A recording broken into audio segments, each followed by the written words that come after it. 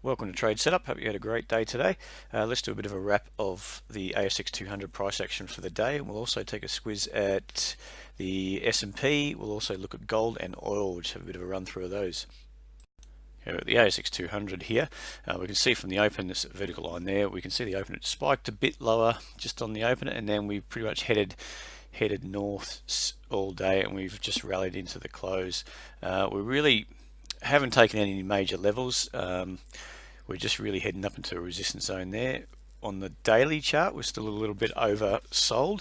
So on this 30-minute, we can see that we're overbought, so we could potentially just roll over again, and then we do want to see a higher low build for on the half-an-hour chart anyway for a move higher. What we can see, just taking a quick look, if we go back, we see the price action here was quite steady and quite controlled, and then we just rolled over. So as we got on the daily chart a bit more oversold, we pretty much gave it up pretty quickly as the US got sold off as well.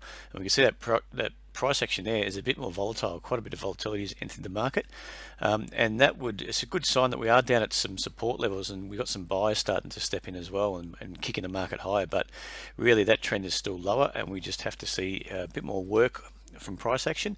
We'll see some higher lows, some failed continuation lower. This is a good level here at 51.58. That needs to hold for that push up, but we'll see how it goes in the next couple of days and what happens tonight. Okay, looking at gold on the 4-hourly chart, we can see a bit of a divergence here. We've seen lower lows. We've got that spike lower below 1320, and the stochastics actually divergence. We've got a high low pretty much on that stochastic, so we could be on the verge of kicking up. We can see that rejection, those candles there. If we can just drill down to those candles there, pretty much rejected. That's a good sign, but we need to get through this resistance level, even the 1330, back up through 1320, 1330 to see those higher prices, if that is going to be a longer term higher low. Otherwise, we could just roll over from here and test back down to 1305. So really, we just have to sit back and wait to see what tonight brings us. Crude's interesting. We can see major contraction lower. We've seen a lower high here at 46.50, down from 47.64. We can see that trend has been really contracting lower, and we've had this spike up off 44.74 to build that lower high, and then we've grinded our way lower. We could see the start of this minor high lows building just in this zone here.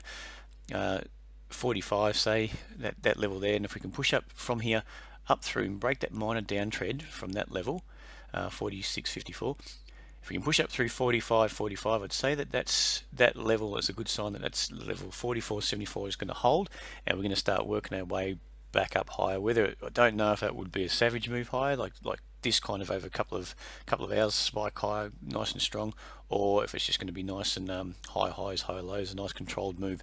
But the stochastics is not giving anything away, pretty much mid-range there, so it really is an each way bet. We could just grind up back up to here and then roll over from there, but we'll see how it plays out tonight.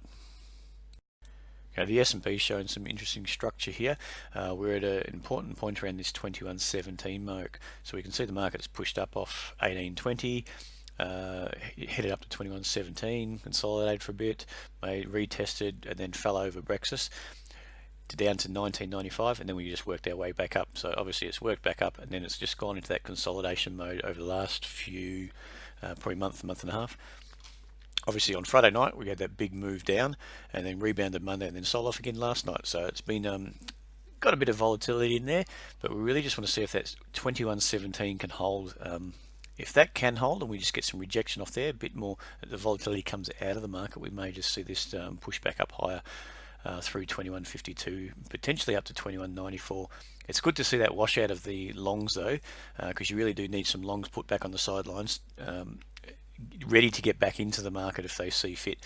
And that's what we've done. I think there's too much of nothing happening in there. Consolidation, bulls and bears, no one was winning. We've flushed out a few people, put them back on the sidelines, so we may see them start getting back into the market for push it back up.